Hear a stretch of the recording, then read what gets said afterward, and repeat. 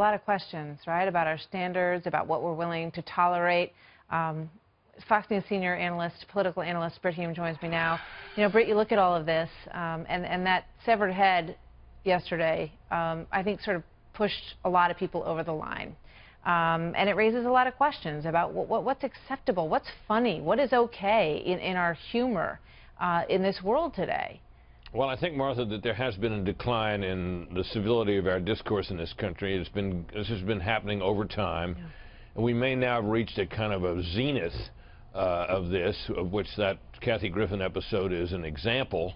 And I think it owes something to the fact that the nation, I'm just talking about a political point of view here, is so deeply divided. Mm-hmm.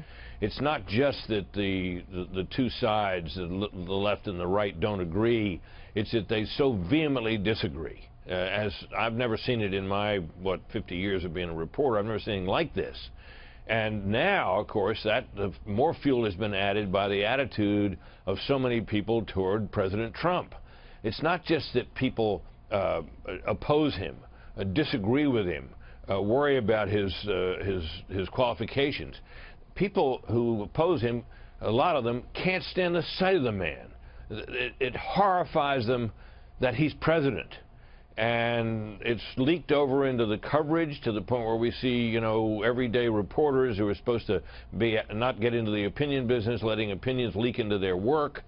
We see biased reporting to a degree that I've rarely seen before, although I've kept an eye on it for a long time.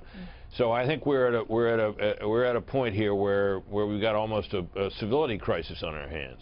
Yeah, I think something everybody needs to think about, and I think you nailed it when you talked about this, you know, sort of very sort of gut level hatred that exists out there, and it sort of, you know, so there's a feeling that it's justified to do these kind of things because doesn't everybody agree with that notion? And everybody doesn't agree with that notion, and a lot of people find it very, very offensive.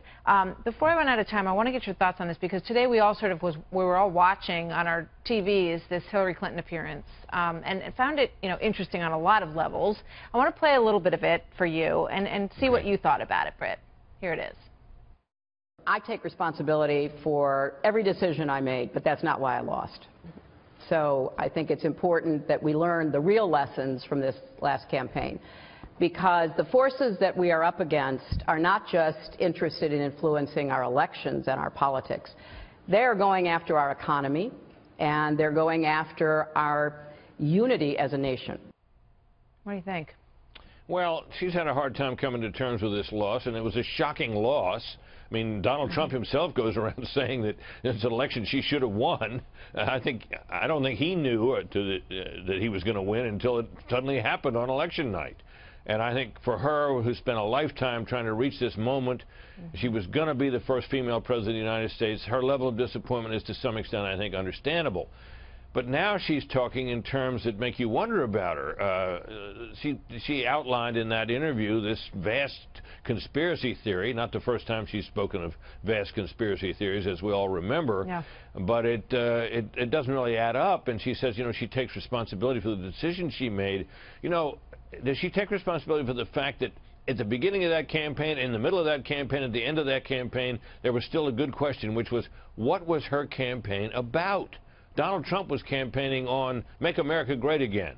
Now, you can argue that he didn't have the right ideas to do it or that it's a simple-minded slogan, but it had real appeal to a lot of voters. Her campaign slogan was Stronger Together, yeah. Whatever that means.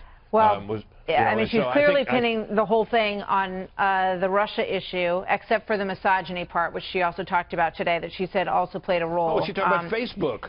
But you know, she was complaining about Facebook. And the Russian infiltration of Facebook, which, you know, may have happened to some extent, but to say that there's, to say that she bears no responsibility may leave her party in tough shape going forward. But I got to go. Thank you so much. Yeah, good to see you, Martha. sir.